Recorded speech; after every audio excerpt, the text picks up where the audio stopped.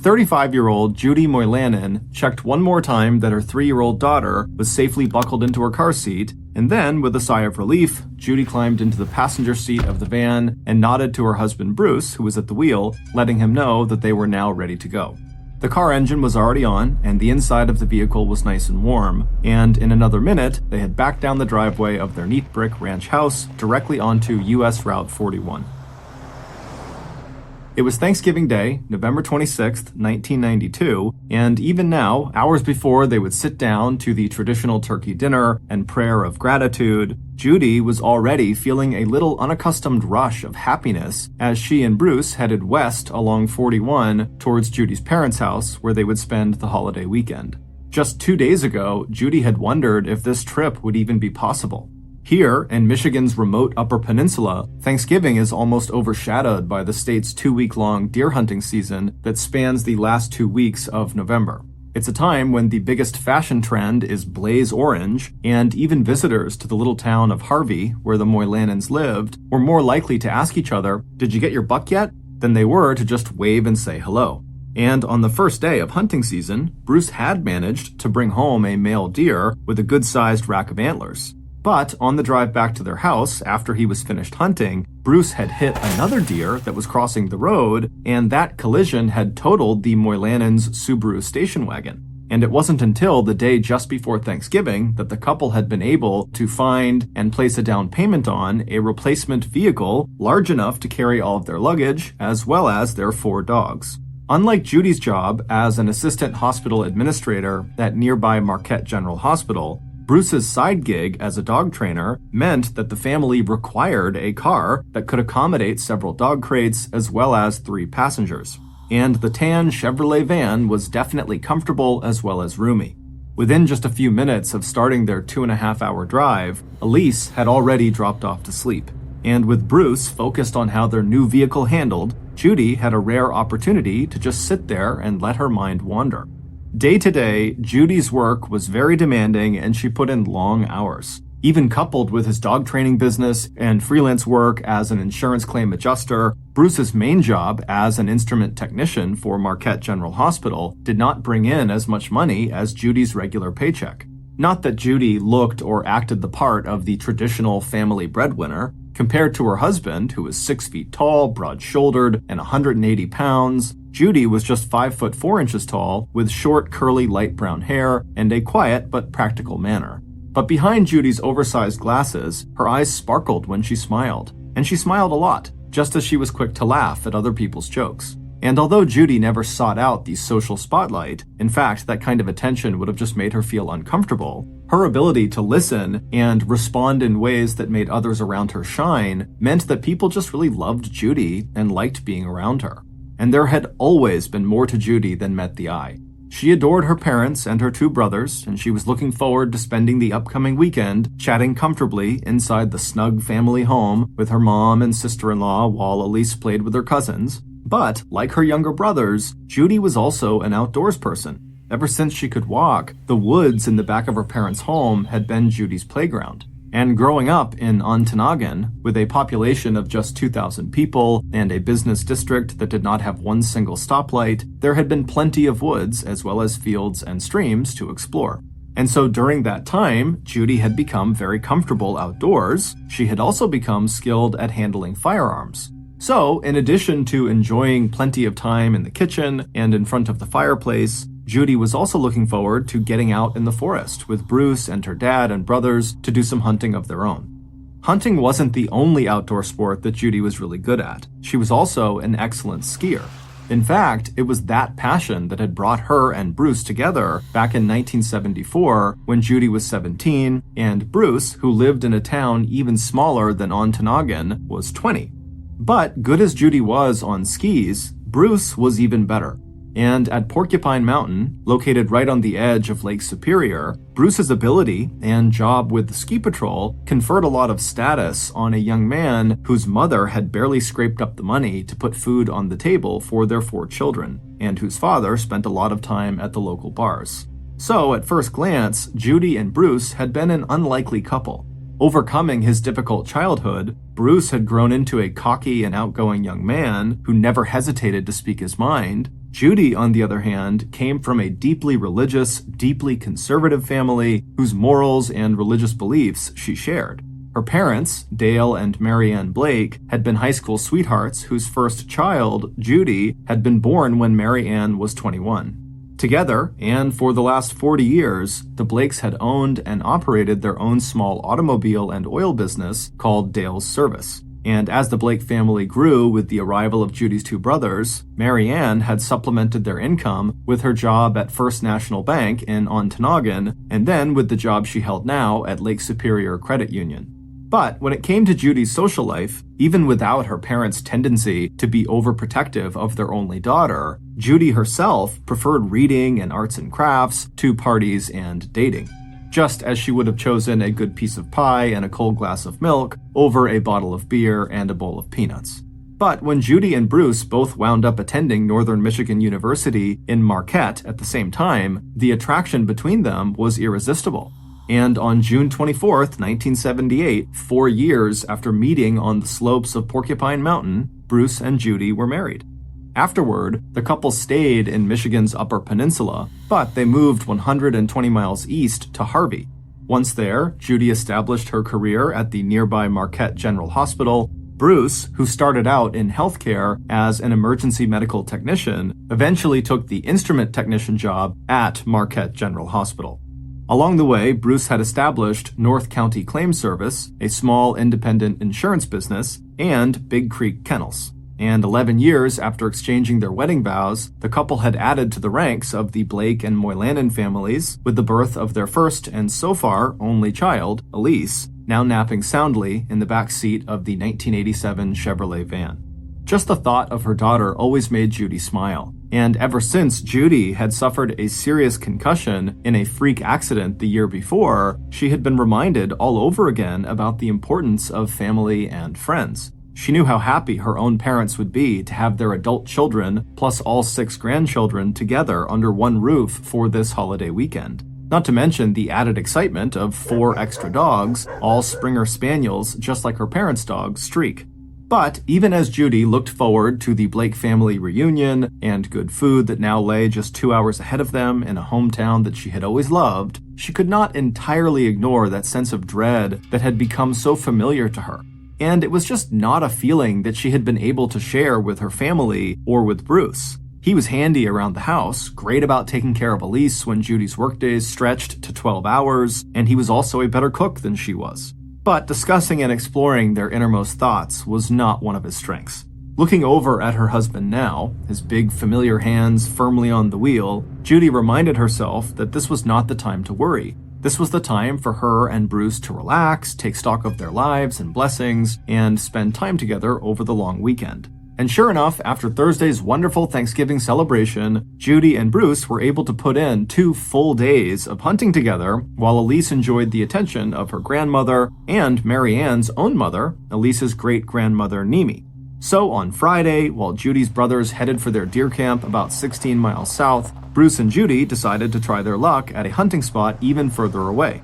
But at Dishnot Creek, their attempts to drive deer out of cover were unsuccessful, and so were the hours they spent sitting quietly in small camouflage shacks called blinds. So by late afternoon, Judy was ready to call it a day. The falling darkness and the sound of howling coyotes suddenly made her wish she was back at home instead of growing stiff with cold in these unfamiliar woods. But even as she stepped out of her blind to call out to Bruce, from behind her there was the sound of a gunshot. Down a small hill and across the creek in front of her, Bruce was so alarmed by the sudden noise he practically leapt out of his blind, hoping it was Judy who had fired at a deer. Instead, he saw his wife approaching through the dark, just carrying her flashlight, not her rifle. The shot had been so close to where Judy was standing that the whole episode shook both of them. It was a reminder of just how dangerous hunters could be, not just to the wildlife, but to other hunters. After that, Judy and Bruce abandoned their blinds and headed back to their van. The next morning, which was Saturday, the couple felt much better, and so Bruce and Judy did not need any persuading to go hunting again. But this time, they decided to go with other family members rather than striking out on their own again. Especially with hunting season about to close, everyone knew there were bound to be some hunters out in the woods who were going to be shooting at anything just to get that last buck. And by the time Judy woke up on Sunday morning, her only regret of the weekend was that her 4-day holiday was just hours from being over. She and Bruce had both come back empty-handed from hunting the day before, but better that, Judy thought, than just wounding a deer. That's what had happened to her cousin Mike, who had asked Bruce to get up early that morning and go back into the woods to see if they could find this wounded deer and put it out of its misery. As for Judy, while Bruce was out hunting, dropping in on some friends, and running errands before their return trip that evening back to Harvey, Judy was content to stay home with her sisters-in-law, her mom, and Grandma Nemi. After her mother had served up their traditional post-Thanksgiving lunch of turkey casserole, Judy was also glad to have the chance to give her mom a break. So, after everyone had finished eating, Judy urged her mother to take some time alone in her little office to relax and catch up on some bookkeeping for work, while Judy cleaned up and did the dishes. By about 1:15 p.m., Judy had the kitchen and dining room all squared away. Hanging the dish towel on its usual hook, Judy glanced at her watch and decided that now was a good time for her to take the 5 dogs out for their afternoon walk. Her younger brother, Jerry, and his family, who lived 4 hours away in Wisconsin, were planning to leave on Tanagan by 2:30, so Judy had just about an hour before she needed to be back with the dogs. As Judy pulled on her black down jacket, her parents' dog, Streak, was practically dancing with excitement at the signs that he was about to go outside. But it was the 4 much more obedient Moylanen dogs, kenneled outside, who really needed the exercise. They were the ones with a long night of travel ahead. Judy didn't bother with a leash. This was 1992 and the Upper Peninsula, and dogs were free to run around.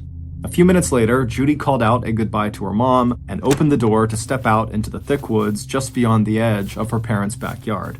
As she did, she pulled her coat tighter around herself. Not only was it already below freezing outside, but the air was so damp it felt even colder, and the afternoon clouds completely blocked the sun.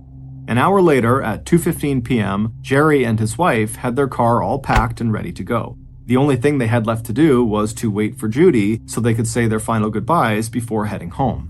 And that is when the Blakes looked out the back window of the kitchen and saw Streak come running out of the woods, tongue lolling and tail wagging. Except that Streak was all alone. Judy and the other 4 dogs were nowhere to be seen. By 4 p.m., Judy's mother knew there was something wrong. For the past hour and a half, Mary Ann had been telling herself that Streak, who was not nearly as well trained as Judy and Bruce's dogs, must have just decided it was time to go home. And Judy was probably still out in the woods thinking Streak was out there too, lost or just wandering around. But by 4:20, Mary Ann knew she was clutching at straws. There was just no way that Judy would stay out this long walking the dogs or looking for Streak, and no way she would have missed saying goodbye to Jerry and his family. So, with Bruce and Mary Ann's husband and her other son and his family all out of the house, Mary Ann decided to leave little Elise with her great-grandma Nemi and go find Judy herself. And minutes later, Mary Ann was at the door putting on her coat and boots, but Mary Ann's first attempt to find her daughter failed. In fact, when Mary Ann had blown the dog whistle she brought with her, the sight of the 4 dogs running in her direction and still no sign of Judy had only served to turn Mary Ann's sense of worry into outright fear. And by the time she had managed to get the dogs back in their kennels and return to the woods, Mary Ann was on the verge of tears. So she didn't hesitate when her neighbor, Bill Dorvanen, who had seen the older woman picking her way into the woods, offered to help with the search. And grabbing his flashlight, Bill now led the 2 of them deeper into the woods. It was about 5 p.m., and the sun was just 10 minutes away from setting when Bill saw Judy's body. Mary Ann's only daughter was right in front of them, lying across the trail on her left side, her eyes open and blank in the glare of the flashlight. Judy's head was resting on a slight rise, and her feet were partly submerged in a pool of icy water. When Bill carefully turned Judy over onto her back, her arms fell to either side, and a moment later, both Bill and behind him Mary Ann could see that Judy's upper right chest was completely soaked in dark red blood. It didn't take long for the local sheriff's deputy and emergency medical technicians who had responded to Bill's 911 call to confirm what Bill and a hysterical Mary Ann already knew, that Judy was dead. In fact, by the time those first responders had reached the scene at about 5:20 p.m., Judy's body was already showing signs of rigor mortis, a stiffening of her limbs that suggested Judy may have already been dead for as long as 3.5 hours. Before the medics removed Judy's body, Sheriff's Deputy Tom Cusino had done the best he could to gather any evidence of what might have happened to Judy.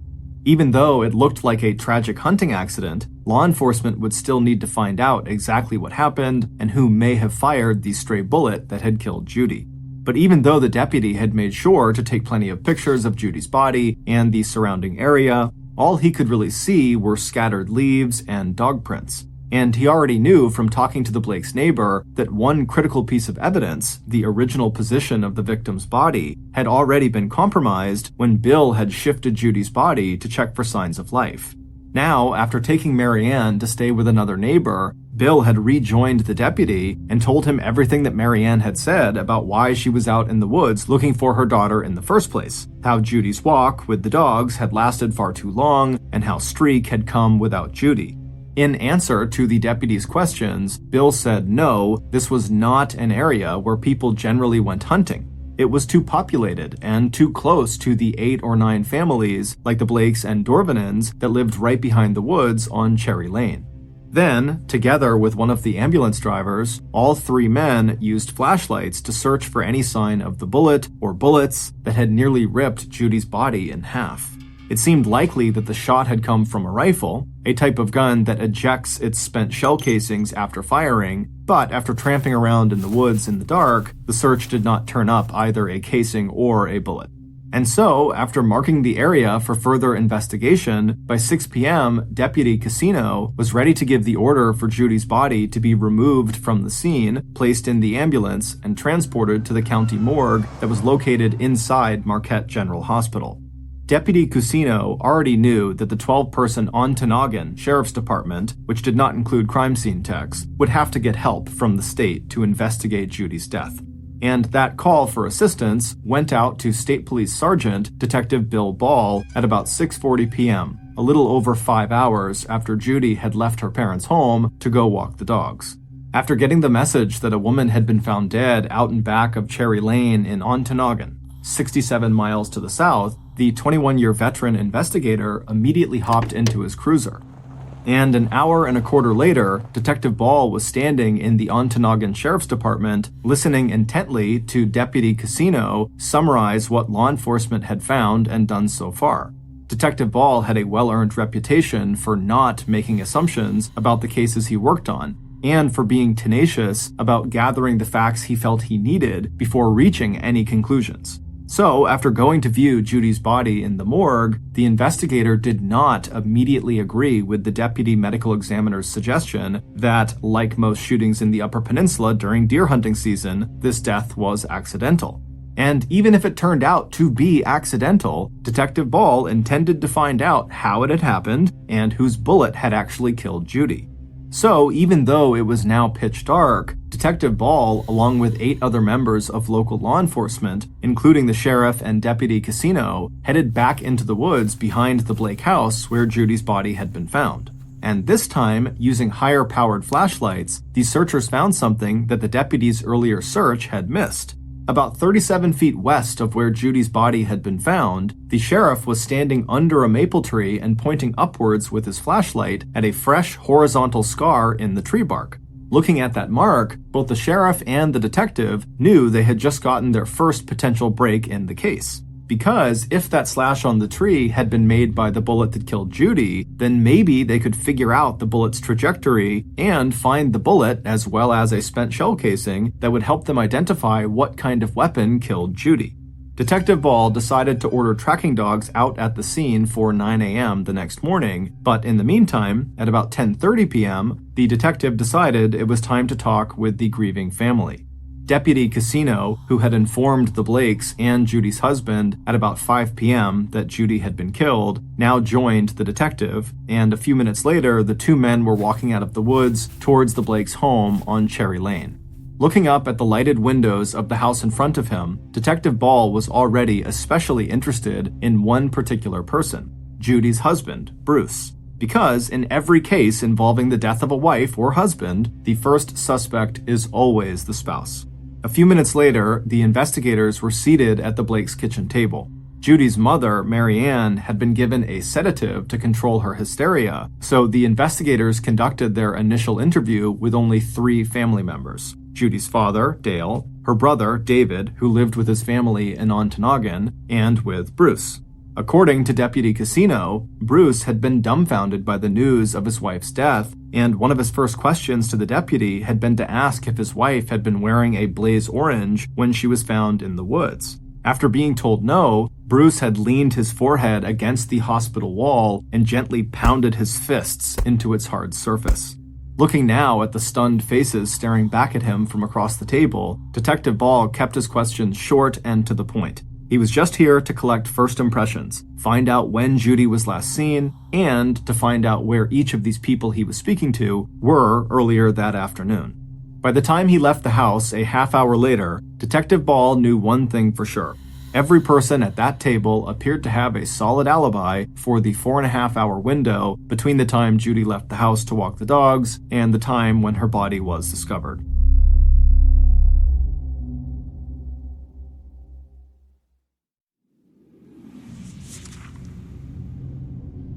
On Tuesday, December 1st, one day after the end of Michigan's deer hunting season and 2 days after Judy's death, one of Michigan's biggest newspapers ran a story with the headline, "Deer Season Gets Safer."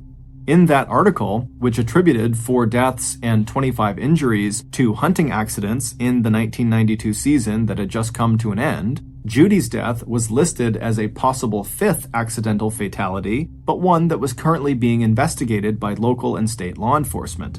Ontonagon sheriff was quoted in the paper as appealing to anyone with information to please come forward.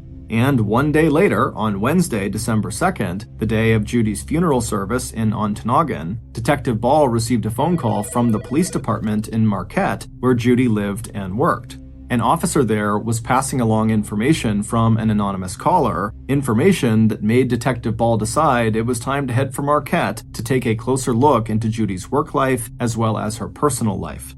In the meantime, local officers were able to pinpoint the likely time of Judy's death to about 2 p.m. That's the time that several residents in the area had each heard a single gunshot coming from the woods behind Cherry Lane on November 29th.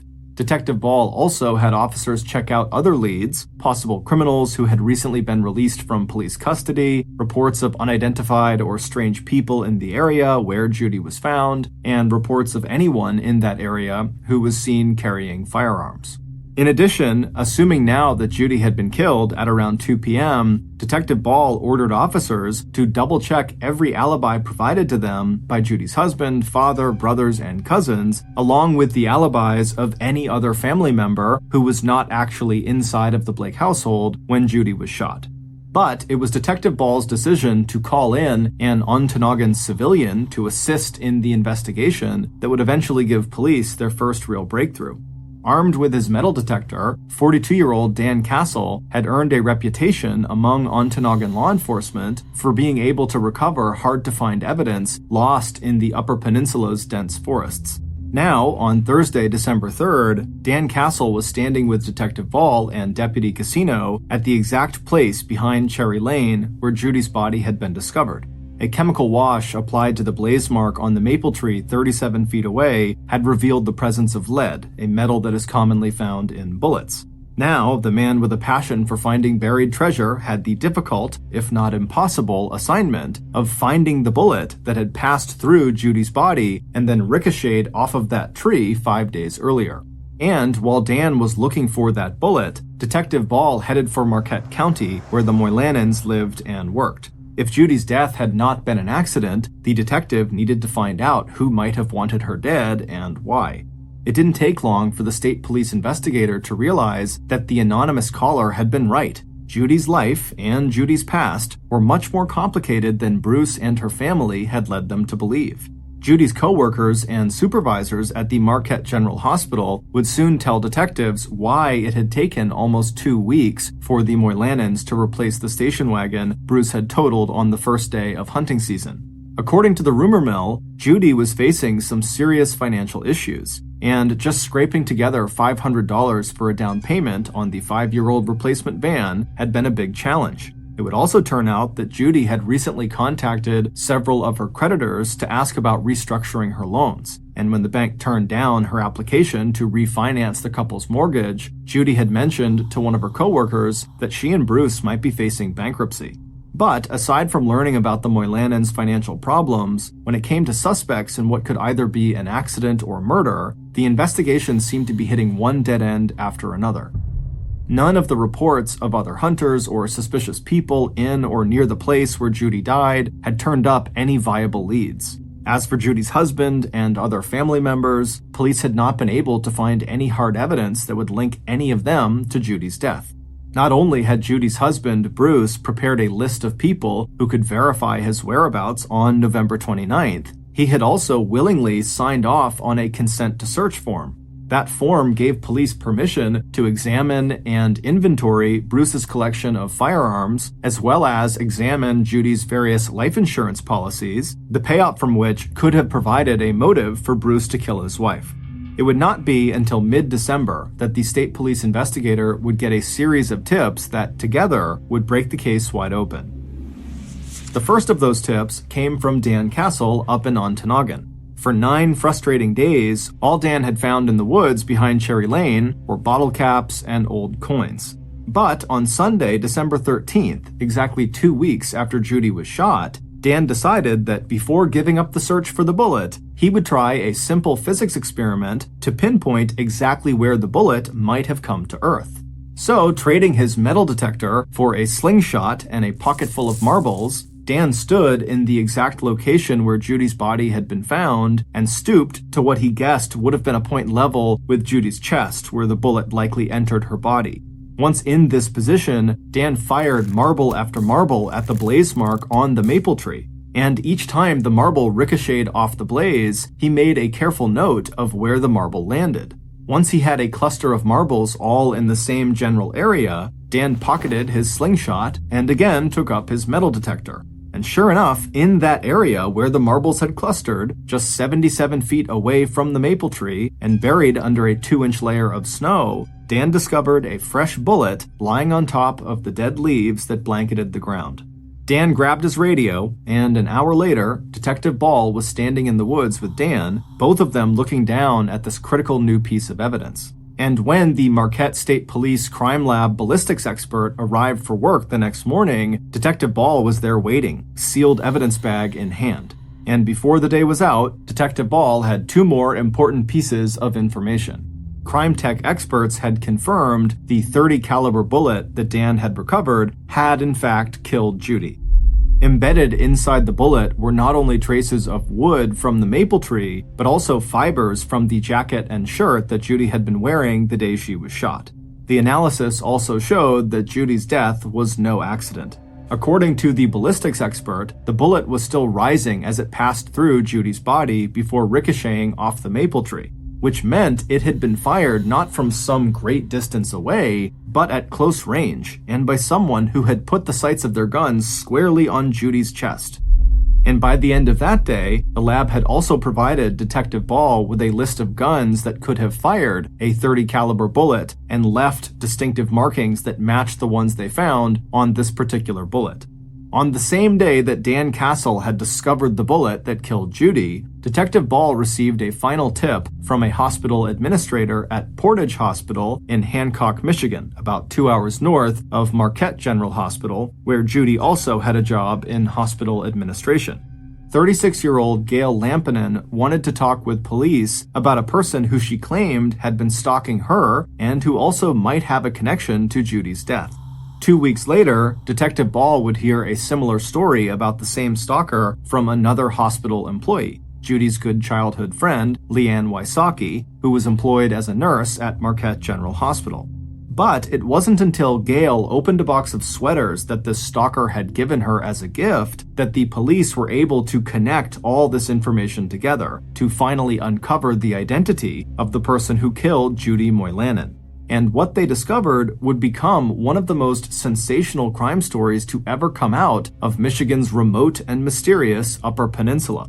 Based on Detective Ball's investigation into the information provided by these 2 women, Here is a recreation of what happened to Judy Moylannon on the last day of her life, Sunday afternoon, November 29th, 1992. After spending the morning inside the house, helping her mother prepare the traditional Sunday after Thanksgiving lunch of turkey casserole and then washing up the dishes afterward, Judy was glad for the chance to get outside and take all 5 dogs for a walk in the woods that she loved. Even though Streak was not as well trained as the Moylannon's dogs, Judy figured he would stay with the pack as they walked. And if he didn't, Judy knew there was only one place Streak would go, and that was home to her parents' house. As Judy let her dogs out of their kennels behind the house, she pulled her black down coat a little tighter around her. Even after the scare she and Bruce had had when they were out hunting on Friday at Dishnaw Creek, when that bullet from behind them had come so close to where Judy stood near her hunting blind, Judy still hadn't bothered to put on a blaze orange safety vest for this walk with the dogs. Unlike Dishnaw Creek, the woods she now stepped into were too close to the houses on Cherry Lane to attract any hunters. And so, as Judy and the dogs stepped into the woods, the bright pink of her shirt collar was quickly swallowed up among the trees. But to Judy's killer, it wouldn't have mattered if the 35-year-old mother was wearing an entire outfit of blaze orange, because the murderer was not hiding in the woods that afternoon to hunt. The murderer, who was maybe just 50 yards from the path Judy was most likely to follow, was there to kill. And at this distance, hitting Judy was going to be an easy shot. And when it was all over, the murderer was confident that it would look like just another tragic deer hunting accident. Stray bullets had been known to travel so far in these woods that the hunters who fired them would have no idea that they might have struck a human and not a deer. And besides, Judy already appeared to be a very accident-prone person. She had a 5-inch-long scar on her head from a concussion that happened a year earlier, and after that, there had been a fire in the Moylannon house that could have done some serious damage if the smell of smoke hadn't caused Judy to wake up and put the fire out. And whatever the risks, once this was done, once the killer had gotten rid of Judy, the killer would then be able to concentrate on 2 other women, Gail Lampinen and Leanne Wysocki. The first time Judy passed by the killer's hideout, the killer only raised their rifle and aimed, placing the sights on Judy's chest, but not pulling the trigger. This trail led to a field where the dogs could run, and then Judy would pass this way again on her way back to her parents' house. Better to wait, so anyone back at the house wouldn't connect the sound of a shot to Judy just having left for her walk.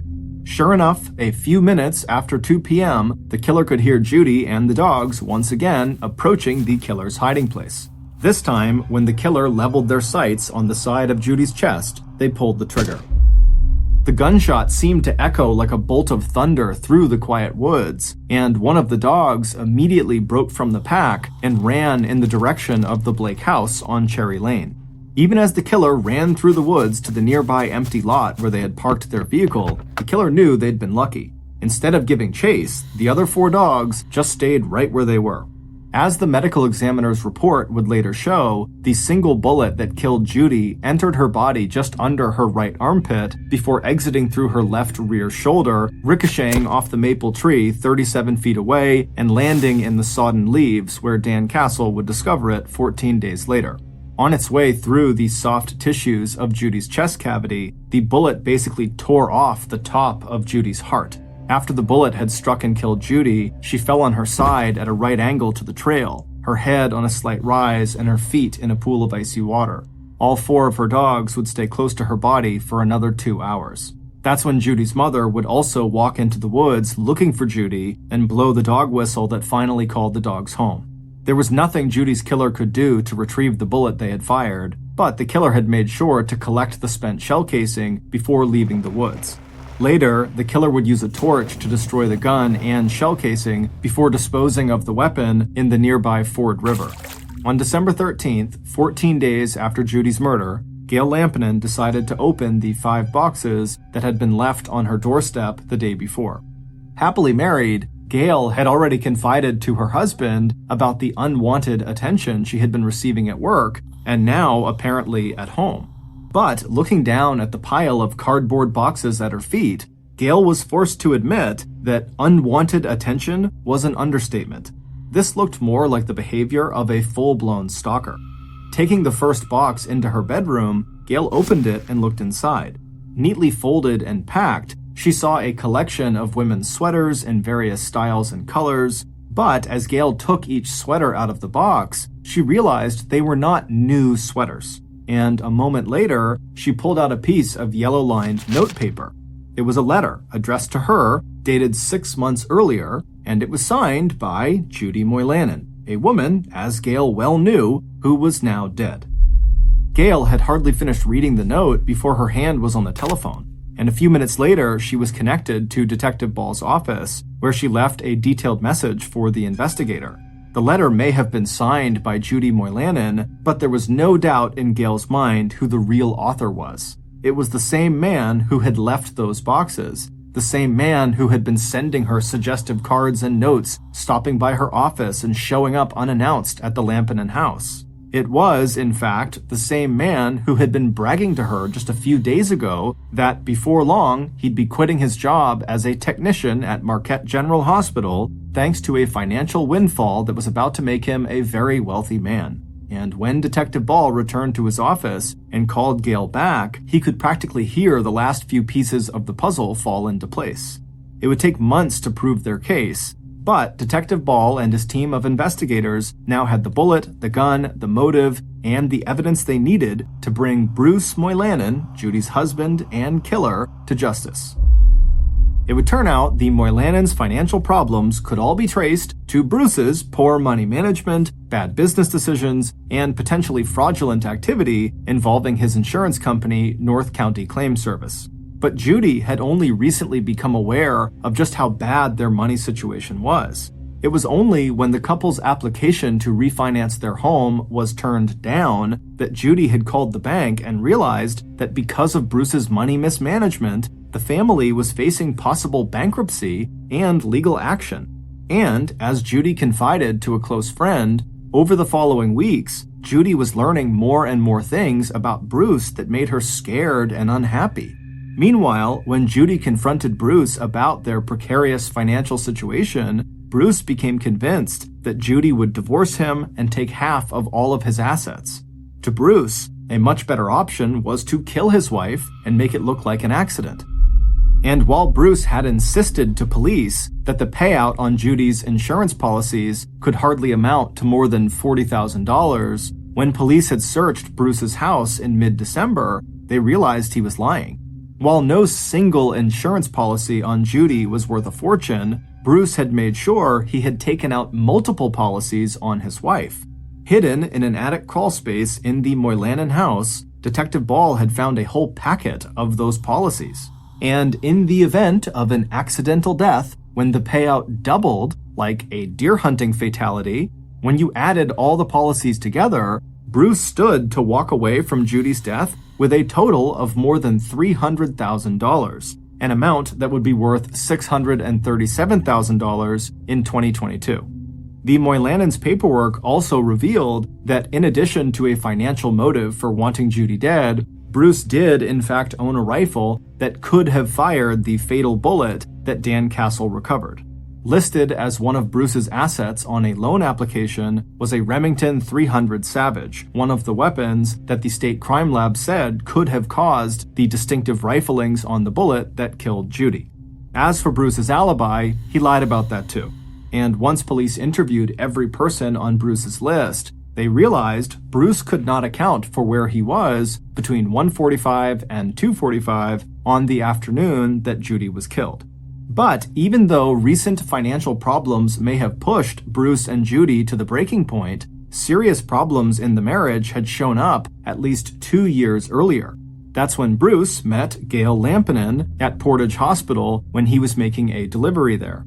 Known throughout the hospitals in the area as an aggressive and awkward flirt, Bruce seemed to have fallen especially hard for Gail, even though she and her husband did their best to discourage Bruce from visiting and calling Gail. And once Judy was dead, Bruce launched an all-out romantic assault on Gail, one so obvious it prompted that first anonymous tip to police in Marquette, in which the caller reported that Bruce was stalking a hospital employee. As for the letter Gail had found, enclosed with the boxes of sweaters Bruce had dropped off at the Lampinen house, Bruce, writing as Judy, told Gail that the couple had grown apart and would soon be getting a divorce, and that Bruce would need Gail's help in finding a new partner, a woman exactly like Gail herself. But even without the handwriting analysis that confirmed Bruce was the author of the so-called sweater letter, it was the postscript at the end of the note that convinced Gail that Bruce had written the letter as a way of speaking directly to her. Quote, P.S. Don't tell the prospects, but believe it or not, Bruce is incredible in the sack. Not that Gail was the only target of Bruce's unwanted advances. The day after Judy's funeral, Bruce also started hitting on Judy's best childhood friend, Leanne Wysocki, a nurse at Marquette General Hospital, even going so far as to suggest that she might want to move in with him and 3-year-old Elise. And as Leanne reported to Detective Ball in late December, Bruce had told Leanne details about the shooting that had not been made public and that only Judy's killer would know, like exactly how the bullet had entered Judy's body just when her arm was swinging back, and how it was the perfect timing of that shot that resulted in the massive internal injuries that killed his wife. It would also turn out that Bruce may have made 2 earlier attempts on Judy's life. Back in 1991, so a year before Judy was killed, he apparently pushed an 85-pound chimney block off the roof of their house onto Judy's head. If the block had not glanced off of her head, Judy likely would have died rather than sustaining a severe concussion that put her in the hospital for 3 days with no memory of what had happened to her and a 5-inch gash on her scalp. A few months after that, Judy woke up one morning and found the house full of smoke. It would turn out that before leaving to go hunting, while Judy and Elise were still both asleep, Bruce had dropped live embers from the wood stove onto a pile of dry firewood in the basement. But despite the growing mountain of circumstantial evidence against him, it wasn't until Bruce failed a lie detector test and police showed him a copy of the sweater letter that he had written to Gail that Judy's husband finally confessed to killing his wife.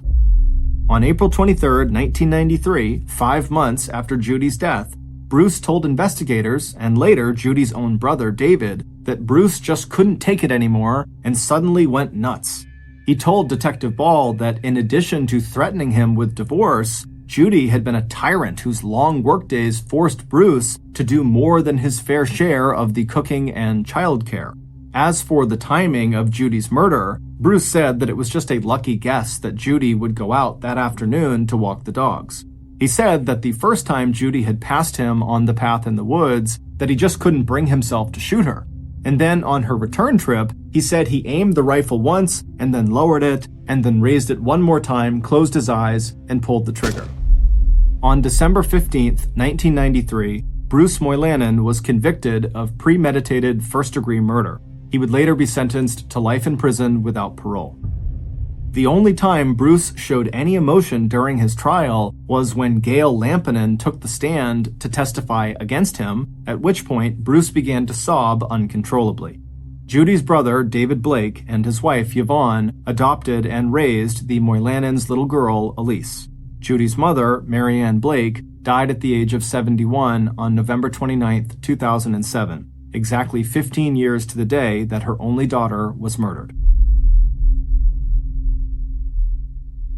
There is this tiny, lush, heavily forested, beautiful island 93 miles off the coast of Brazil that no matter how beautiful it looks, no one will go to this island. In fact, you're not allowed to go to it because the Brazilian Navy has forbid it. So the legend of this island really began in the early 1900s when a local fisherman was off the coast of the island and saw right on the edge of the forest were these beautiful banana trees with all these bananas that were ripe and ready to be picked. And he thought, I can easily pull my boat over to those rocks over there, hop out, grab some bananas and bring them home, no problem. That'll take me, 10 minutes to do.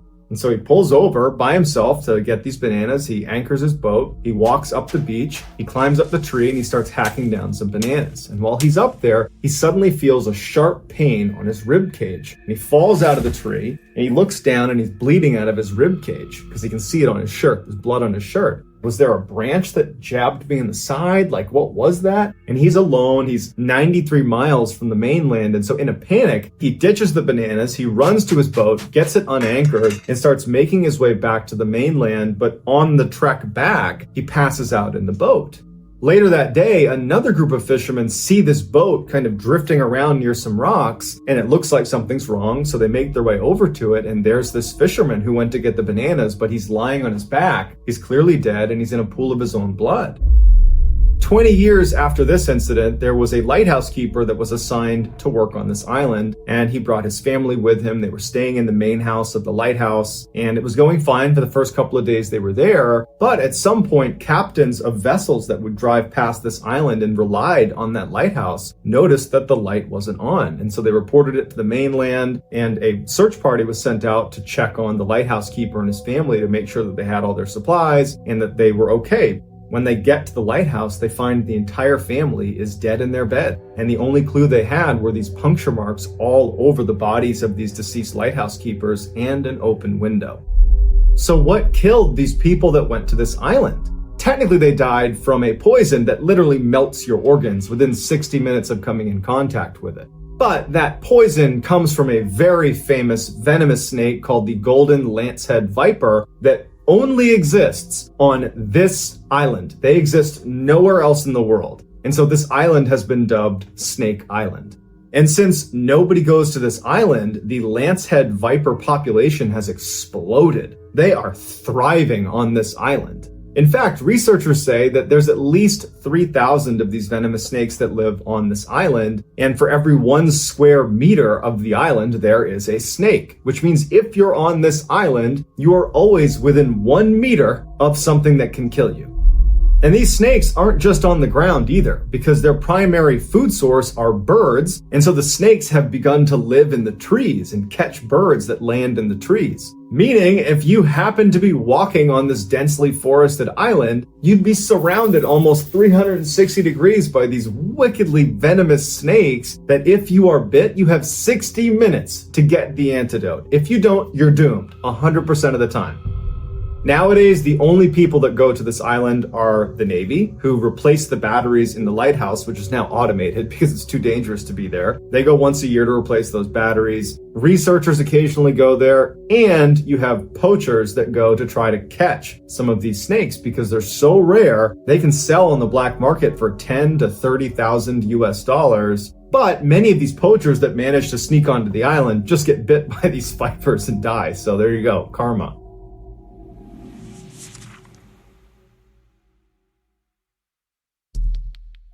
Our next story is called The Sierra Sounds.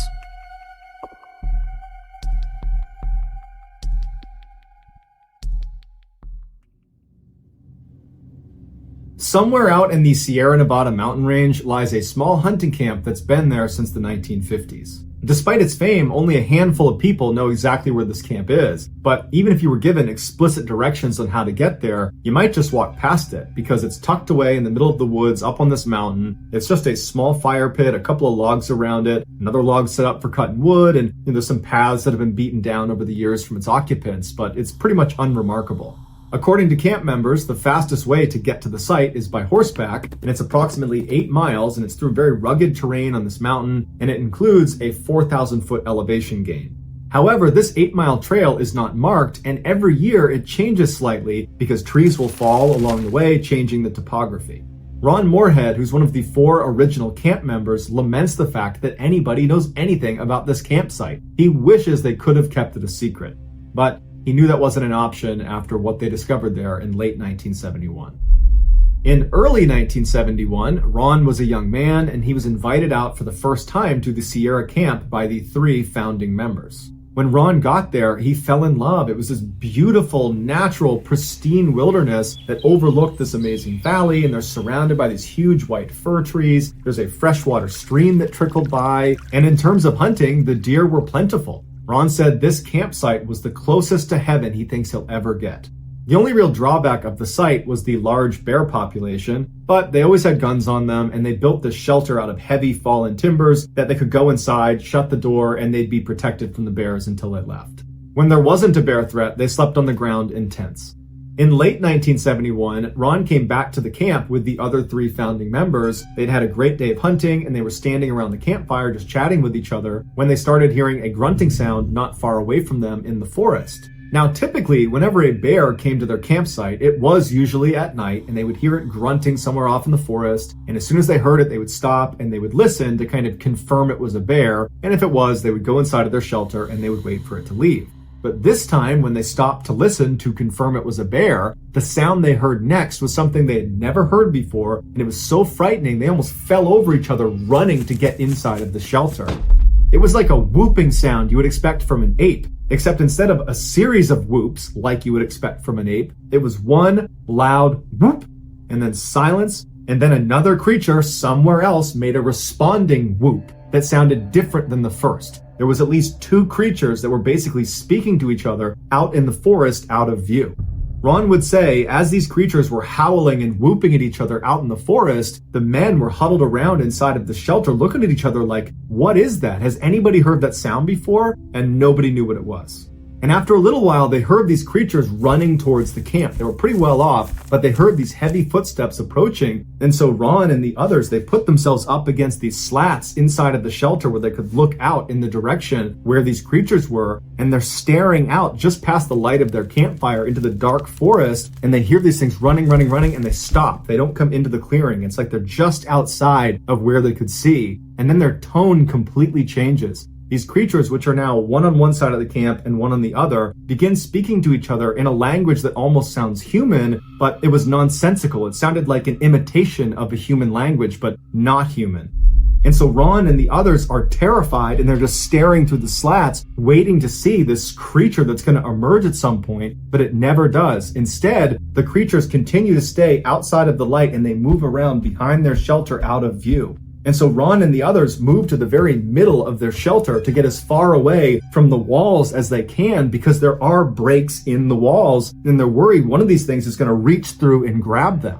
But finally, after hours of these creatures running around the perimeter of their camp, communicating in this totally otherworldly language, they started whooping again and ran off. And for the rest of the night, Ron and the other 3 stayed right in that shelter. The next day, when the sun came up, the men were out of that camp as fast as they could. These are hard, rugged men, and they were very shaken up by this experience. And they tried to talk about it, but there was just no way to describe what they were hearing and experiencing. And so they just decided they just wanted to get out of there as fast as possible, and they'll deal with this later. But as soon as they got out of the woods and back to their homes, they didn't talk about it anymore, except Ron became obsessed with whatever it was that was making that sound. He so desperately wanted to find out what it was. And so he convinced the other 3 members to come with him and go back to the campsite, except this time Ron was going to bring an audio recorder, and he was going to try to capture some audio of these creatures. And so the 4 men went back to the campsite. They didn't even hunt that day. They stayed right near the campsite. They made this big fire, and they're all just kind of nervously sitting there waiting, kind of hoping it happens and also hoping it doesn't happen. And at some point in the evening, Ron said he heard footsteps way out in the middle of the forest, and they sounded like they were running towards the camp. The 4 men sprint inside the shelter, lock it behind them, and Ron turns on the audio recorder. Now, before you listen to this famous recording, here are its bona fides. After being recorded, Ron sent it to Dr. R. Lynn Curlin, who is a professor of electrical engineering at the University of Wyoming, and he and his team analyzed it, and they concluded that 1, it was unaltered, so it's not been edited, it's not been doctored in any way, it's an authentic audio recording.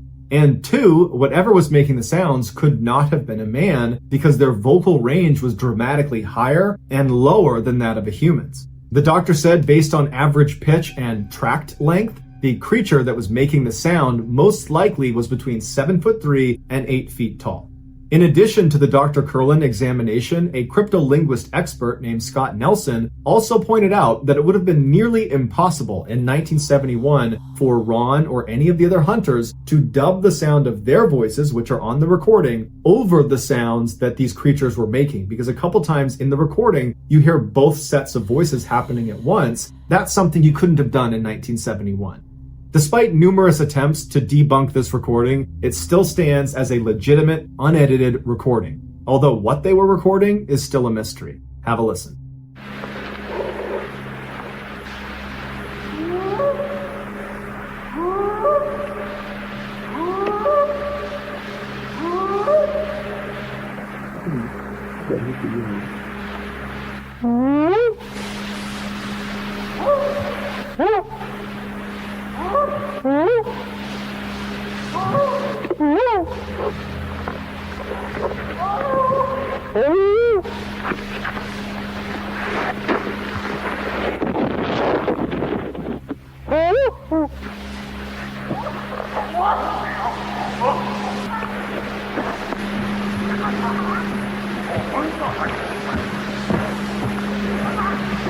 There's two of them across the creek at the big rocks.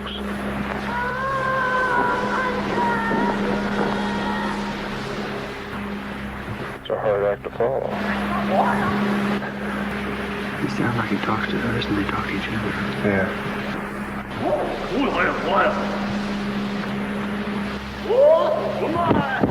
Right there, just seen movement right through there.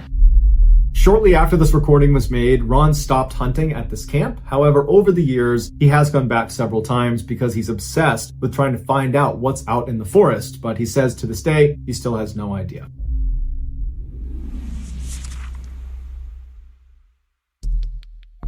The next and final story of today's episode is called the Palmyra Wolves.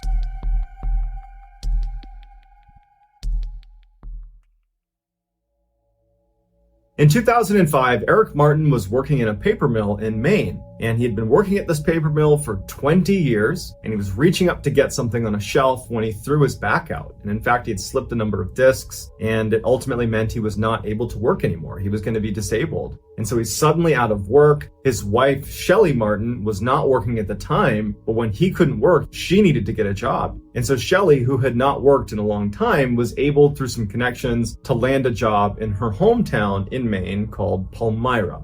Palmyra was a very small, rural community. I mean, we're talking maybe 1,200 people that lived there. They also had a 17-year-old daughter named Chelsea who was not eager to go, but it was the only place they could afford, and so they had to go. Luckily, because Palmyra was such a cheap place to live relative to where they had been living, that for less money, they actually ended up getting a bigger piece of property than they had lived in before. It's this beautiful farmhouse that sat on a whole bunch of acreage, but it was incredibly isolated. You had to go down this bumpy access road to get to their long driveway. And then once you were on the property, you'd look out and it was just a full 360 degrees of very dense forest that virtually no one was in. There was no nature trails. It was just dark, dense forest everywhere you looked. So even though no one's that happy about it, they end up moving into this farmhouse, and as they're unpacking their truck, Eric picks up one of his many rifles that he owned. Eric came from a long line of hunters. He loved to hunt. It was his favorite thing to do, and he had a whole bunch of guns that he kept. And as he's carrying the rifle into the house, Shelly says, "Oh no, we're not keeping the guns in the house. You have a barn. You're going to put your guns in there."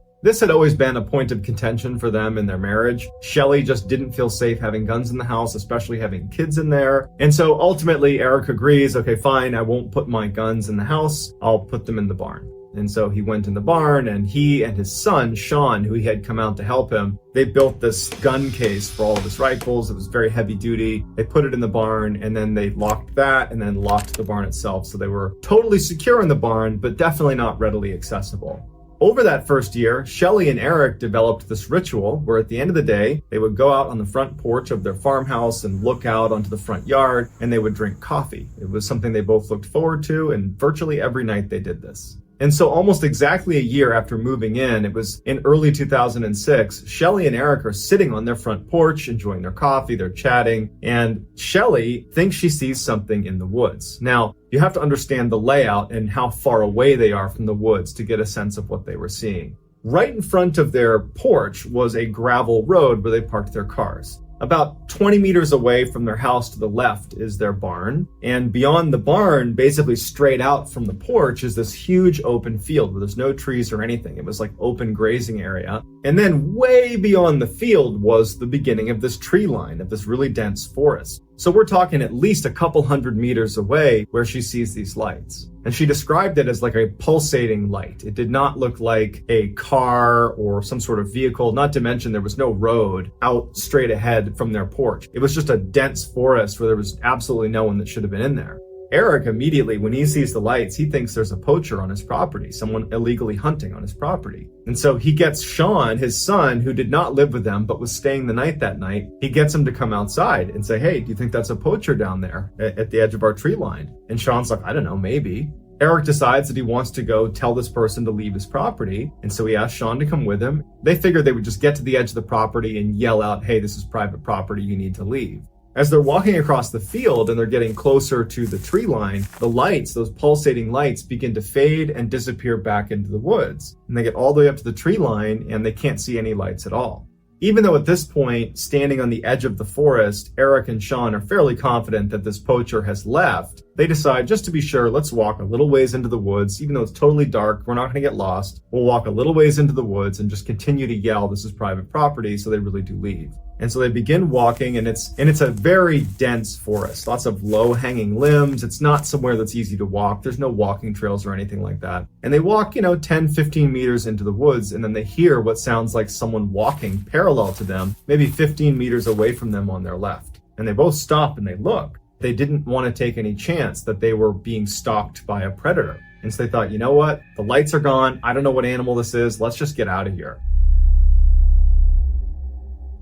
About a month goes by, and Nathan, who is Chelsea's boyfriend, was staying with the family at the farm. And it was the first nice spring day. I mean, it was a very dark and dreary winter. Maine winters tend to be that way. And so that weekend, Nathan and Chelsea decide, let's go walk around the woods. So they take the two family dogs and they start walking across that big field in front of the house into the forest, the same area where Sean and Eric have been looking for those lights and then heard what sounded like an animal that was near them. And so at first, Chelsea has the dogs on leashes, but they get to the forest and she lets them off their leash to let them go run around and go crazy because they've been cooped up because of the wintertime as well. The two dogs instantly take off running for about 100 meters, and then they come to a dead stop right outside this big mound. It looks like a dirt mound, but they get up close to it and they can tell that it's actually more like a den. There are these huge pieces of wood that have been leaned into like a lean-to type structure with moss and dirt and grass put all over the outside. I mean, it looks like a very intentionally made mound, and there's a circular hole that's been created right on the front of it. And the dogs have stopped right outside and they're poking their heads in and smelling into this hole. And Nathan and Chelsea are looking at this thinking, who did this?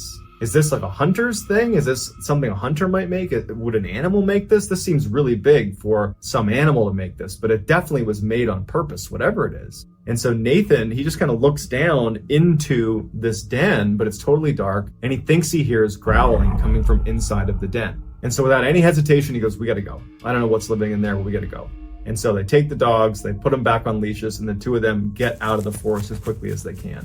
When Nathan and Chelsea came back to the house, they told Eric and Shelly, and actually Sean was there too, and they said, hey, we found this den of some kind out in the middle of the woods, basically straight out from your front porch. And that's when Eric and Sean said, well, about a month ago, we were out in that same area, and we could have sworn we heard some animal stalking us. A couple of months go by, and Eric and Shelly are sitting on their front porch having their coffee ritual, and there was just this low mist that kind of hung over the entire field. And as they're sitting there, they're commenting on how creepy it was. And what started as just kind of a friendly discussion about the general creepiness took a turn when they realized that they couldn't hear any wildlife. No crickets, no animals, no anything. And normally at night, because they were out here all the time, it was humming with life.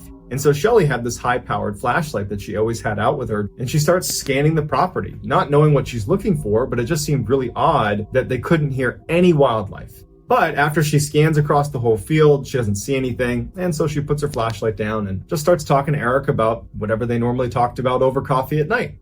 Eric would say in numerous interviews that for whatever reason, when she put that flashlight down, he suddenly felt like they were in danger. He's looking out, he doesn't see anything, and then all of a sudden he just says, you know what? We gotta go inside. I don't know what it is, but we gotta go inside. And Shelly's like, come on, I wanna stay out here for a little bit longer. We'll go in a few minutes. And Eric stands up and he's like, no, go inside. And he tries to grab her to kind of push her into the house. And she's kind of fighting against him. And then all of a sudden, Shelly stops. And she goes, did you hear that? And Eric immediately knew that whatever it was, it's the reason he had that sudden feeling of being in danger.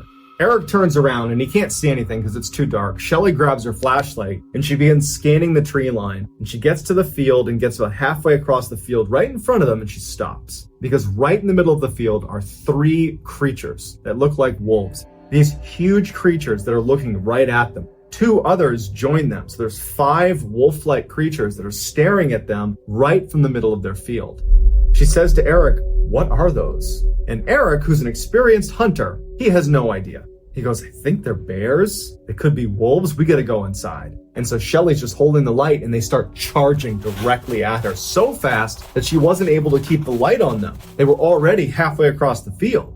They go inside, they shut the door, and they lock it. And without saying a word, the 2 of them make their rounds across the entire bottom floor, lock every window, close every blind, make sure everything is shut. There was something different about these 5 creatures. The way they started running towards them, it just felt like they were targeting Eric and Shelly. And so even after the house had been secured, they didn't feel safe. And so they're standing in the middle of their cabin, and Eric's saying, "My guns are in the barn. We have no protection." And Shelly is like, "Whatever you do, do not go out there. We don't know what these are. Could be a bear, it could be a wolf. We don't know. Don't go out there." Shelly goes upstairs, she shuts off all the lights, she makes sure all the windows are shut, and then she goes to Chelsea's room, her daughter, and she wakes her up and she says, "Hey, come here, you gotta look at this." And they go to the window and they kind of like poke their head into the window because they don't want to like totally open it up and stare out because they don't want the creatures to see them. But they're kind of poking their head out the window and she's like, "Look." And standing on the gravel are these 5 creatures that are just standing in a row looking directly at the house. It was like they were waiting for them to come out the front door. They were just patiently standing there looking at the house. It did not look like normal animal behavior at all. And as she's looking, one of the animals looks up at Shelly in the window, and the creature stands on its 2 legs. It gets on its hind legs and looks at her, and Shelly gasps and falls over because the creature's like 8 feet tall. And so Shelly's on the ground looking at Chelsea, and she can't believe what she just saw. It's like her brain can't process that this creature, 1, had even seen her. They barely had their head up in the window. But that it stood on its hind legs, that it was so big. What are they doing? Sitting in a row right on the outside of the house waiting for us? What's going on here? And so Shelly tells Chelsea, "Get in your bed, don't go to your windows, don't leave this room." And that's when Shelly also remembers that she hasn't heard her 2 dogs, and she's worried they might be outside. And so she starts quietly walking all along the top floor looking for her dogs. She's calling to her 2 dogs, and they don't come out. Goes into the master bedroom and finds her 2 dogs hiding in the corner of the room next to each other, like they're startled by whatever it is outside. Meanwhile, Eric was pacing downstairs thinking he needed to go to the barn and he needed to get his guns to protect the family. But he knew that between his own disability, he can barely walk very fast, and he'd have to unlock the barn, and then he'd have to pull down the gun case, unlock that. All the while, he's exposed to these animals that are out there. And so the next best thing in his mind is maybe he could run outside, get in his truck, and back the truck up to the front door, and then he could get his wife and his daughter to come out, jump in the car, and they could drive away. So he just goes to the window and he pulls the blinds aside to look outside, and those 5 creatures are now gone. They're not sitting on the gravel path right in front of the house. He doesn't know where they are, but they're not in front of the house. And so he closes the blinds and he's like, "Well, I don't know where they are. It's too dangerous to go out there." He starts pacing some more and he goes back to look, and he sees them back in the field where they first saw them. All 5. You can see all 5. They're facing the house still, but he can see them because the moon has now popped through and he's got illumination on the field, and he can see all 5. And he's like, "Okay, maybe if I just keep my eye on them, I can open the door, run out, get the car, back it up without them seeing me." And so without telling Shelly, he opens the door and he goes onto the front porch and he sees them out in the field. He's got a good line of sight on them. Quiet as he can, he walks down the steps and he makes his way over to his truck, which is about 10 meters away. And as he's getting closer and closer to his truck, he's got his eye on the creatures that are in the field. They haven't moved. They apparently haven't seen him. He gets to the driver's side of his truck and he's got his keys out and he's kind of fumbling to hit the unlock button. And then his motion sensor light kicks on. And he's so on edge being out there, when the light kicks on, he drops his keys because he's so startled. And the first thing he does, he looks towards the field and he sees that one of the 5 creatures is now standing on its hind legs looking at him directly. Before he even bends down to get his keys, he sees them all running towards him. He reaches down, he grabs his keys, he runs back to the house as fast as he can, and he gets inside and slams it right as he can hear them crossing the gravel right in front of the house. And he hears them bound onto the porch and start running around the wraparound porch. He's too scared to even look in the window, so he ducks down to get out of view. Shelly, who was upstairs, can hear everything going on, and she yells, "Eric, what's going on?" And he goes, "Stay up there, stay up there." Shelly, Eric, Chelsea, everyone's just frozen, waiting. knowing that these creatures are right on the other side, walking along his wraparound porch. And after a while, he hears the footsteps of these creatures leave the porch and go back onto the gravel area. And at some point, he pokes his head up and he looks, and all 5 are sitting there just facing the house, waiting for them to come out of the house.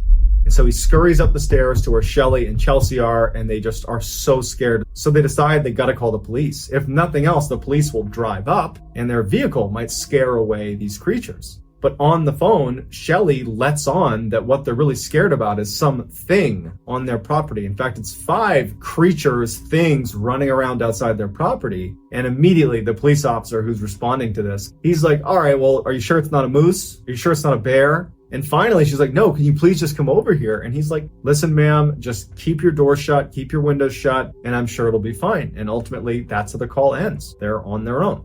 The family felt helpless, and Eric especially felt really frustrated because he can't protect his family. He doesn't have a weapon, he can't get to his vehicle, they're just trapped. And so they decide the only thing we can do is barricade ourselves inside of the house. And so for the next 30 minutes, they put heavy furniture in front of all the doors and the windows. They blocked everything as best as they could. They got kitchen knives and they got an axe that they had inside to chop some wood. And so they go upstairs, they lock themselves in the master bedroom with their weapons and their dogs, and they get on the bed and they just decide all we can do is wait until the sun comes up. During the time they were barricading their house, they would look out from time to time and they would see the 5 creatures just sitting on that gravel area right in front of their house, just waiting for them. When they finally went upstairs and barricaded themselves in that room, they immediately heard the creatures move off of the gravel. And they heard a couple of them at least walk onto the porch and start pacing around the porch. And it's totally silent besides the sounds of these creatures. And they were clearly communicating with each other. They were bumping into walls and then they were howling at each other. There was clear communication happening where they were trying to coordinate some sort of attack on the family. Now, the way the house was set up is there was a second floor roof, and then the first floor was a little bit wider than the second floor and had its own kind of separate roof. And after a while, the creatures stopped walking on the porch. They left the porch and it's just silence. And then they would hear them jump onto that first roof. The scary thing about this is that if you walked around the roof, you could actually look into the second floor windows. And so they're laying there and periodically they'd be looking out their window. There was windows on either side of the room they were in, but there was a thin curtain between them and the window. And so from time to time, these creatures would walk past their windows and they would stop, they'd put their paws up onto the window and they would look inside, but there was a very thin sheet between them and the glass. So they couldn't see the creature and the creature couldn't see them. All night, they're listening to these creatures running around. And sometimes they'd hear really loud scratching, like they had figured something out and they were trying to burrow their way into the house. But after a whole night of this, they never actually broke the glass. They never got inside the house. As the sun started to come up in the morning, the creatures jumped off the roof and they could hear them running away. And for about an hour, they didn't hear anything outside. The sun's come up and they felt safe again. And so they left their room, they go downstairs and they finally open it up, and all over their property are signs of huge creatures that had been on their property. Massive footprints with huge claws at the end. They found tufts of hair that had gotten caught on fence posts. And even scarier is they found all these points on the house, in particular on the second floor when they were walking on that roof, where there was clear markings that they had tried to burrow into the house. There were these deep-seated scratch marks into the side of the house. The front door had been scratched apart. I mean, it was very clear that whatever these creatures were, they were trying to get into the house, but they had just been unsuccessful. This experience was so traumatic for the family that they sold the house and they moved very quickly after that. And they have not experienced anything like that since they left.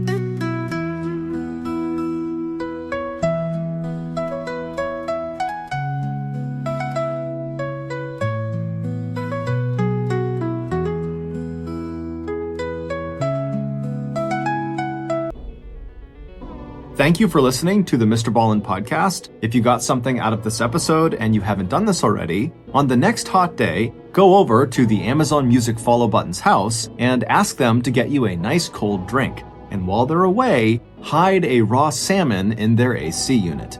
This podcast airs every Monday and Thursday morning, but in the meantime, you can always watch one of the hundreds of stories we have posted on our main YouTube channel, which is just called Mr. Ballin. We have a registered 501c3 charitable organization called the MrBallen Foundation that honors and supports victims of violent crime as well as their families. Monthly donors to the Mr. Ballin Foundation Honor Them Society will receive free gifts and exclusive invites to special live events.